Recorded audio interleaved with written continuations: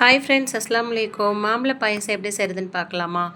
நான் வந்துட்டு 3 டம்ளர் தண்ணீர் நான் கொதிக்க வச்சுருக்கேன். நல்லா தண்ணி கொதிச்சு வந்ததுக்கப்புறம் 1/2 டம்ளர் வந்துட்டு ஜவ்வரிசி நான் எடுத்து சேர்த்துக்கிறேன். நல்லா வெந்து வந்ததுக்கப்புறம் பாயாச சேமியா இருக்கு இல்லையா, அது வந்துட்டு நான் ஒரு சின்ன பாக்கெட்டில் ஃபுல்லாக சேர்த்துக்கிறேன். நான் செய்கிற குவான்டிட்டி வந்துட்டு 4 பேர்கிட்ட தாராளமாக சாப்பிட்லாம். நீங்கள் வந்துட்டு அதிகமாக செய்கிறீங்க அப்படின்னா குவான்டிட்டி கொஞ்சம் கூட்டிக்கோங்க. அதுக்கடையில் நான் 3 மாம்பழத்தை எடுத்து 2 மாம்பழத்தை வந்து நல்லா ஃபைன் பேஸ்ட்டாக அரைச்சி எடுத்துக்கிறேன். ஒரு மாம்பழத்தை குட்டி குட்டியாக கட் பண்ணி எடுத்துக்கிறேன். இப்போ நல்லா வந்துட்டு சேமியா சேர்த்துட்டு நல்லா மிக்ஸ் பண்ணி விட்டுக்கோங்க.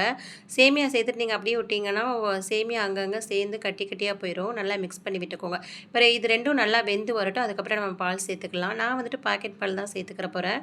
நீங்கள் பசும்பால், பாக்கெட் பால், தேங்காய் பால் எது வேணாலும் நல்லா சேர்த்துக்கலாம். இப்போ நல்லா ஜவ்வரிசி சேமியா வெந்து வந்ததுக்கப்புறம் இப்போ நான் 1/2 லிட்டர் பால் நான் தாராளமாக சேர்த்துக்கிறேன். கண்டிப்பாக ஒன்ஸ் ட்ரை பண்ணி பாருங்கள். சாப்பிட்றவங்க ரெசிபி கேட்டு வாங்கிட்டு போவாங்க. அவ்வளோ சூப்பராக இருக்கும். ரொம்ப டிஃப்ரெண்ட்டாகவும் இருக்கும். கிட்ஸ்லாம் ரொம்ப விரும்பி சாப்பிடுவாங்க. நல்லா மிக்ஸ் பண்ணி விட்டுட்டு பாலை வந்துட்டு நல்லா பச்சை வாசனை போகிற அளவுக்கு காய்ச்சிக்கோங்க. சிம்லேயே வச்சு காய்ச்சிக்கோங்க. ஃபுல்லில் வச்சிங்கன்னா பொங்கிடும்.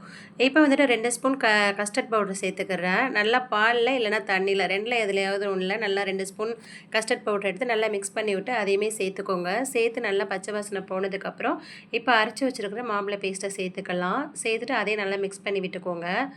அதுக்கப்புறம் தேவையான சீனி நான் வந்துட்டு 1 டம்ளர் கிட்ட சேர்த்துக்கிறேன் சீனி.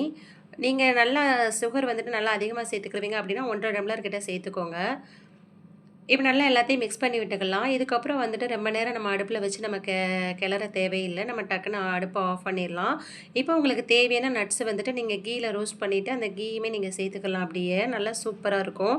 நான் வந்துட்டு பாதாமும் முந்திரியும் சேர்த்துருக்கேன். லாஸ்ட்டாக வந்துட்டு நம்ம கட் பண்ணி வச்சுருக்க குட்டி குட்டியாக மாம்பழம் கட் பண்ணி வச்சுருக்கேன் இல்லையா, அதையும் சேர்த்துக்கலாம். ரொம்ப சூப்பராக இருக்கும். நீங்கள் சூடாகவும் சாப்பிட்லாம், ஜில்லுன்னு ஃப்ரிட்ஜில் வச்சும் சாப்பிட்லாம். தேங்க்ஸ் ஃபார் வாட்சிங்.